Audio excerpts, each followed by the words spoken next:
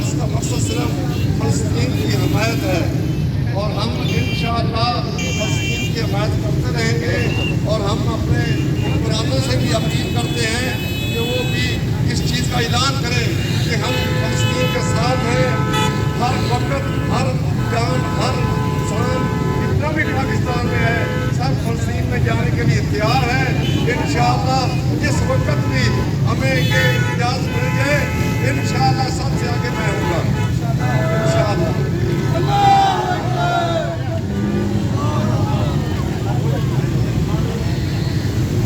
अस्सलाम वालेकुम रहमतुल्लाहि व बरकातहू। आज